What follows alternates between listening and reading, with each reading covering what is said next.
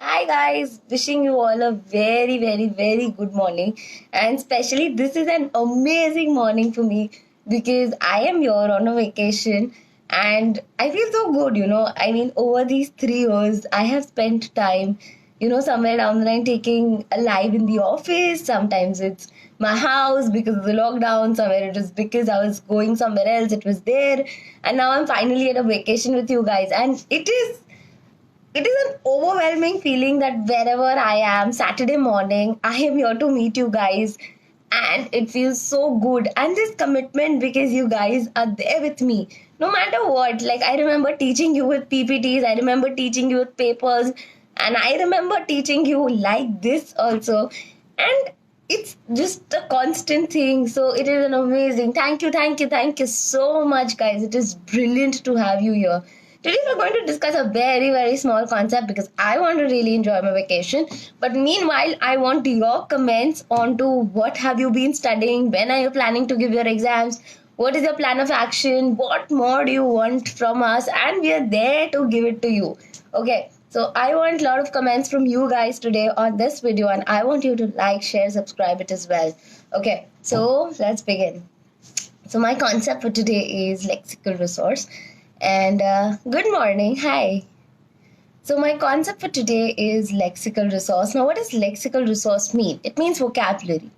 Now, where is vocabulary important? How is vocabulary important when it comes to IELTS? And how should you be using it? See, firstly, vocabulary doesn't always mean use of heavy words. Does not always mean that, you are using words, those are big, you're using words, those are very fancy. But rather what I believe is vocabulary actually is using the correct word at the correct place.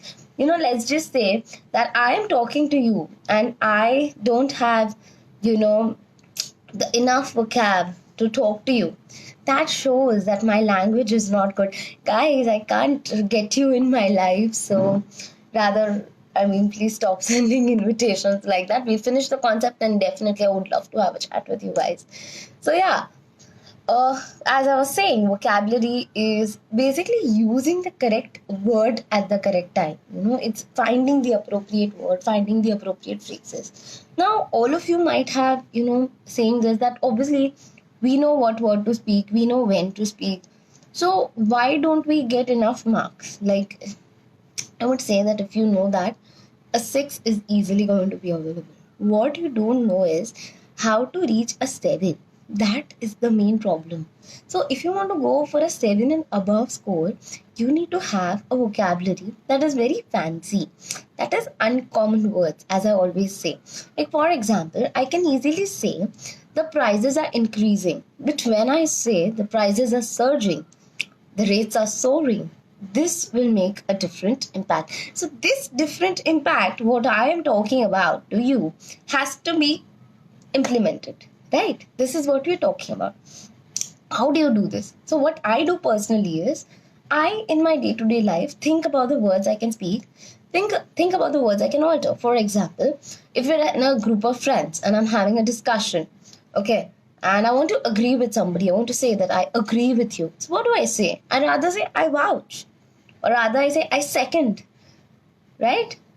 So this is how you enhance your own vocab. This is how you, rather I would say, you go for something to make yourself a little bit more like a native speaker.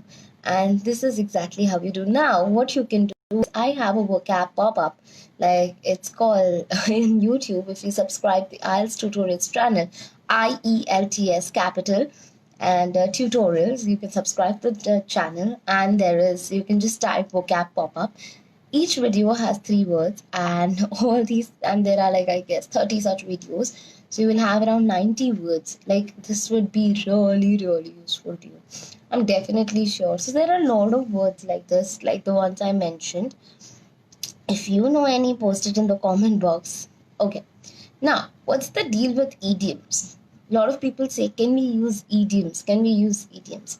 Now say, when you use idioms, why should you use idioms? Firstly, you should use some idioms, very simple idioms and phrases, not while you're writing, but when you're speaking. Now, why when you're speaking you have to write those idioms, say those idioms? Because it shows that you have like a complete control over your language. It shows that you have an edge over the others. So this is, and it's going to be very simple. I'm not saying, memorize idioms like you did in childhood and do things. It's very simple. Like for example, like how I said, having an edge over others. What is having an edge? Having an edge over others means when you are actually better than others, when you have an advantage over others. Why do I have an advantage over others? Because I can speak very good English. It's like a myth. I usually don't, but still. Okay. The next is, let's just say, I know somebody who is full of energy. Okay.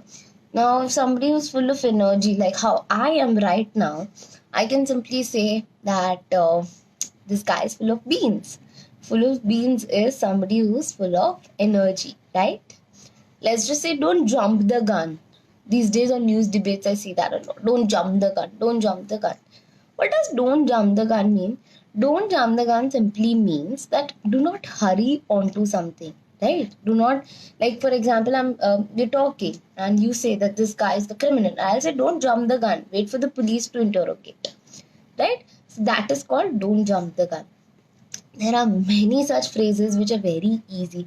Like let's say, he's like a spring chicken. He's not a spring chicken. Spring chicken means somebody who's very young, somebody who's very lively. So spring chicken is something like that. So when I say he's not like a spring chicken, that means he's not young at all and he's not lively at all, right? There are, you can again take a list of this. I've done 2 idioms per video that is there in the idiom pop-up. What I believe is, when you are actually learning idioms or when you are learning phrases, it has to be very snappy. Like you have to have control over it. When I am speaking to you, when I use phrases in my day-to-day life, I don't have to take the effort to speak it. I know them. They are in my practice, in my day-to-day routine. They are a part of my normal language. That is what you have to make it. That is vocabulary in IELTS. That is something that will give you enough marks. Lexical resource contains 25% of weightage. Remember, 25% of weightage, 1/4, where in your basic speaking and writing both the subjective components have lexical resource as a part of it. So if your vocab is powerful, if your words are good, if you feel that you have enough words, you are going to score real good marks. But the point here is that you have to use words which are different. You have to use words which are uncommon. That is the point. So the whole session was about lexical resource and its importance. I told you how to improve it. I gave you a few words and you can take a list of them from the idiom pop-up or the vocab pop-up, and I shall see you very, very soon next Saturday, hopefully from my office now. And thank you for joining me live this morning. It was like an amazing thing to have you guys live every Saturday. Thank you so much. Bye guys, and for more help you can always subscribe to IELTS tutorials.online. Thank you so much guys. Bye.